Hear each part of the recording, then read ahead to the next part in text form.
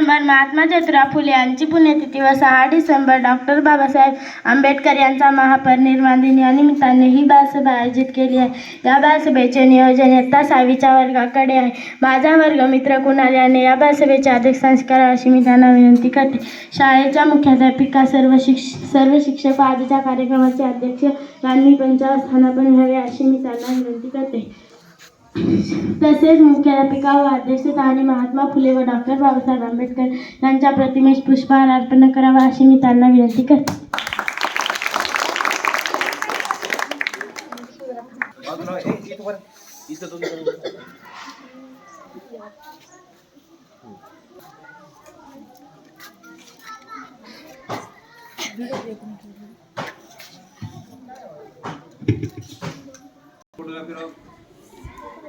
Photo mind करून photo काढू द्या।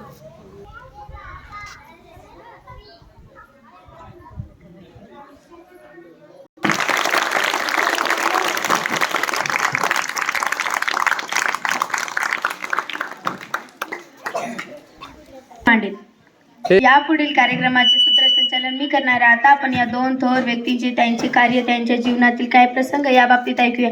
इयत्ता 5वीच्या वर्गातील अनवर विचार मांडेल।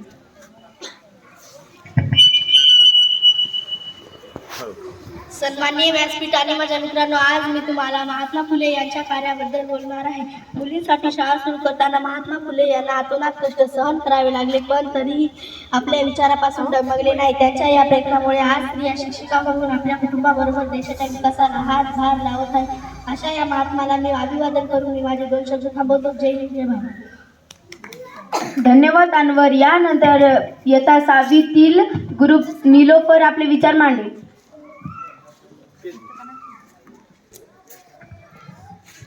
आज मी आंबेडकर यांच्याविषयी बोलणार आहे। डॉक्टर बाबासाहेब यांचे मूळ नाव भीमराव होते। त्यांचे वडील रामजी व्यासंगी व शिक्षणाविषयी आस्था असणारे होते, म्हणून त्यांनी डॉक्टर बाबासाहेब आंबेडकरांना शिक्षण घेण्यास प्रोत्साहन दिले। त्यासाठी त्यांनी अपार कष्ट केले। बाबासाहेबांच्या प्रगतीवर त्यांचे बारीक लक्ष असायचे। वडिलांच्या विचाराचा पगडा आंबेडकर यांच्यावर होता। डॉक्टर बाबासाहेब यांचे सर्वात जवळचे मित्र म्हणजे पुस्तके। ते पुस्तकात खूप रमायचे। वाचण्यामुळे त्यांना मनाने चिंतन करण्याची सवय जडली।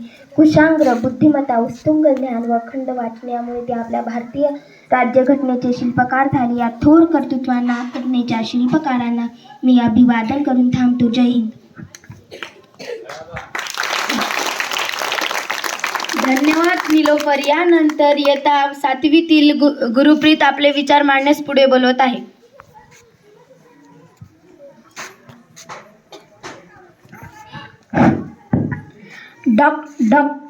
महात्मा ज्योतिबा फुले यांना आपण महात्मा म्हणतो, कारण त्यांनी देशासाठी समाजासाठी प्रचंड कार्य केले। सत्यशोधक समाजाची स्थापना केली व अनाथालये काढली। सर्वांनी शिकावे या तळमळीने अहोरात्र झटले। विधवा विवाहास प्रोत्साहन दिले। डॉक्टर बाबासाहेब आंबेडकर यांनी शिक्षणाचे महत्त्व ओळखून मिलिंद व सिद्धार्थ कॉलेजची स्थापना केली।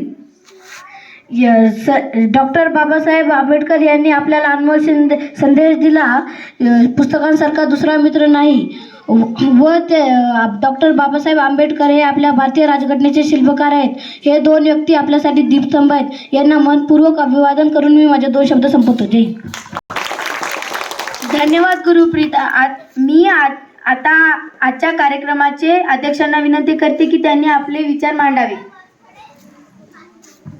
मित्रांनो, मला अध्यक्षपद दिल्याबद्दल सर्वप्रथम मी आपल्याला धन्यवाद देतो। आपण अनेक विद्यार्थ्यांचे विचार ऐकले, त्यातून आपल्याला या 2 थोर व्यक्तीची कार्याची विचारांची माहिती मिळाली। कवी विंदा करंदीकरांनी म्हटल्याप्रमाणे देणाऱ्याने देत जावे, घेणाऱ्याने घेत जावे, घेता घेता एक देश देणाऱ्याचे हात घ्यावे। महात्मा फुले डॉक्टर बाबासाहेब आंबेडकर यांच्या कार्याने, त्यागाने व सेवेने प्रेरित होऊन आपण ही शिक्षणाची गंगा घरोघरी पोहोचवण्याचा संकल्प करूया व आपल्या परिसरातील एकही विद्यार्थी शाळाबाहेर राहणार नाही यासाठी प्रयत्न करूया। आपल्याकडून त्यांना खरे अभिवादन ठरले। एवढे बोलून मी थांबतो। जय हिंद, जय भारत। धन्यवाद कुणाल। आता प्रदर्शन कुणाल करेल, चंदर करेल। आज आमच्या वर्गाच्या या बालसभेला मुख्याध्यापिका सर्व शिक्षक वृंद उपस्थित राहिले, त्याबद्दल मी त्यांचे आभार मानतो। आमच्या वर्ग शिक्षकांनी आम्हाला मोलाचे मार्गदर्शन केले। तसेच हा कार्यक्रम पार पाडण्यासाठी शाळेचे रखवालदार मामा सेविका मावशींनी आम्हाला कामात खूप मदत केली, म्हणूनच आम्ही या सभागृहाची सजावट, मंच व्यवस्था, मुलांची बैठक व्यवस्था करू शकलो. त्याबद्दल त्यांचेही आभार मानतो. नीता व तन्वीने अतिशय छान सूत्रसंचालन केले. मिनल व जॉनने व्यासपीठ व्यवस्था केली. प्रकाशने ध्वनी व्यवस्था केली. या सभागृहात तुम्हाला महात्मा फुले व डॉक्टर बाबासाहेब आंबेडकर यांच्या जीवनावरील चित्र रेखाटन दिसते आहे. कुमुद, संपदा, प्रफुल्ल व चिनप्पा यांनीही प्रसंगचित्रे रेखाटली आहेत. त्यामुळे या वालसभेचे वातावरण चित्र सुरेख झाली आहेत. तसेच आपल्या सर्वांचे मी इयत्ता 6वीच्या वतीने आभार मानतो व कार्यक्रम संपला असे अध्यक्षांच्या वतीने जाहीर करतो.